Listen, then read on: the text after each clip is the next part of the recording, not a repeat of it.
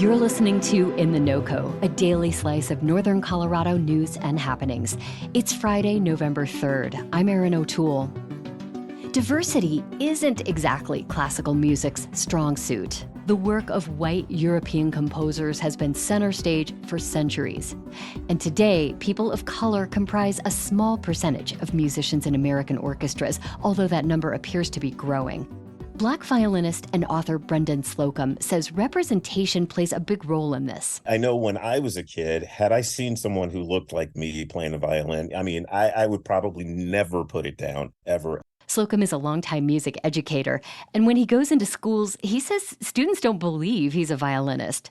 He says he doesn't fit the part for a few reasons.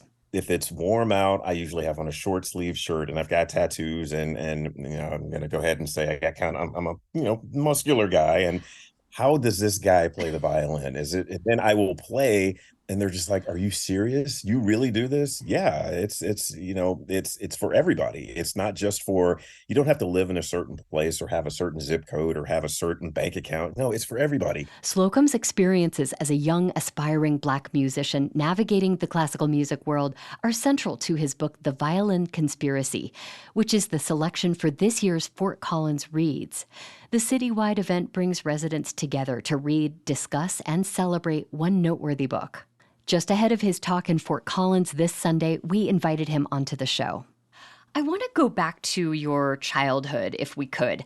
You have used the words life-saving to describe the role music played in your life as a kid. Could you talk about that? Absolutely. When I was younger, I was not the best student. I didn't live in a great neighborhood. My friends now, I realize, were, not the best people. My older brother and I were running around with the bad crowd, vandalism, stealing things. It was bad. And then I found the violin. I got hooked up in a public school music program that got me out of class twice a week. So I was totally down for that. And when my friends were doing bad things, I was in a rehearsal, or I was on a trip, or I was practicing, and it kept me out of trouble. It took me to college. It helped me to graduate from high school. Took me around the world. It literally saved my life.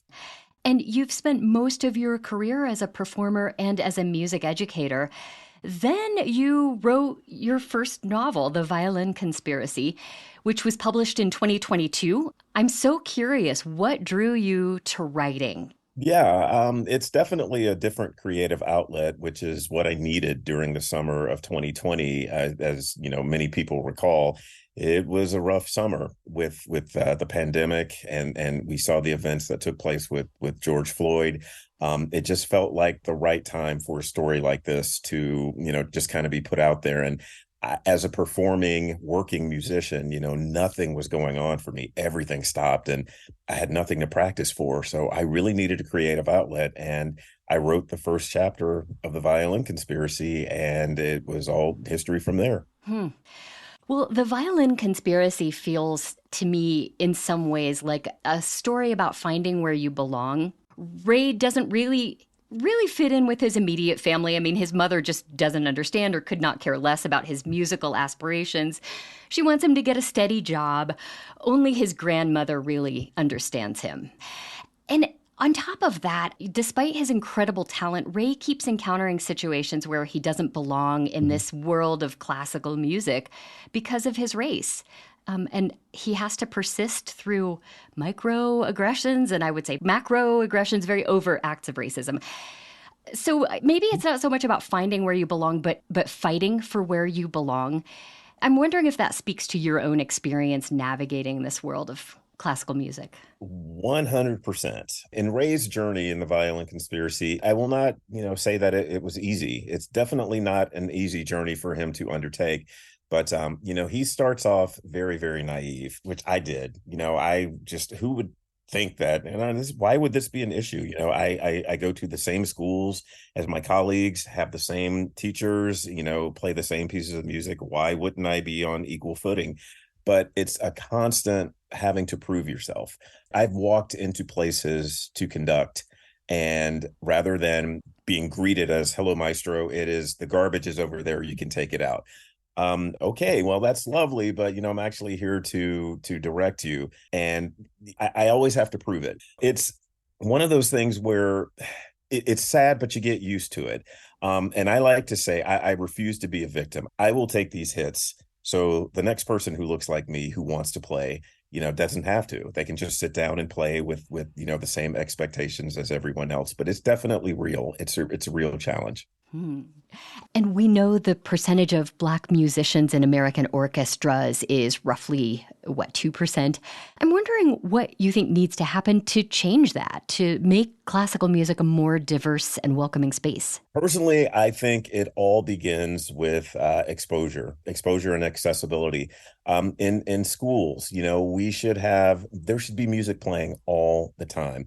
Monday during class change, classical music Monday, bluegrass Tuesday, hip hop Wednesday, hard rock Thursday, jazz Friday, so the kids can get exposed to it. It's not like, oh, well, you're Black, you can't listen to classical music. You should be listening to this type of music. It's for everyone, and everyone can get something out of it. And I really, truly believe that it starts with exposure as young as possible. People don't realize the power of music. People have just no idea how incredible that the power of music is. It's the only thing that you can go across the world, not speak the language, and have an instant connection with someone. And that should never be denied to anyone.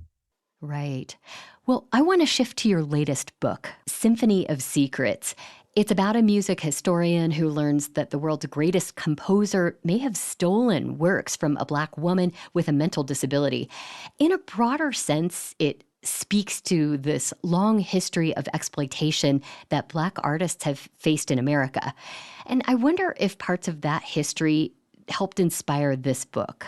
This book, it took on a life of its own after I began to write it. Frederick Delaney was the first character that I came up with, and it was just going to be about, a mediocre musician who does whatever he can to become successful. And Josephine Reed, who is the Black woman who's living with autism, she just kind of took over the story. And I follow the story wherever the characters take me, and her plight and her situation, it's so common and so indicative of what happens in the music industry and what has been happening, with artists throughout history, not only, Black artists, but women and other minorities. And, people can't get their works published, or they will never get credit for their work because of their skin color or their sex. This story takes place 100 years ago, but it's still happening today. And people should fight for their work. You're worthy of fighting, getting credit for what it is for the work that you put in. And it's one of those stories that I hope people will read and say, I can do that too. I can actually stand up for myself. Indeed. Well, Brendan Slocumb, this was so much fun. Thank you so much for talking with me today. Pleasure is mine. Thank you so much. Brendan Slocumb's The Violin Conspiracy is the book selection for this year's Fort Collins Reads. His second book, Symphony of Secrets, is also out now. That's it for us today here on In the NOCO. We'll be back with you on Tuesday with more of what's happening in Northern Colorado. Our producer is Jocelyn Mesa Miranda. Robin Vincent is our executive producer. I'm Erin O'Toole. Have a great weekend.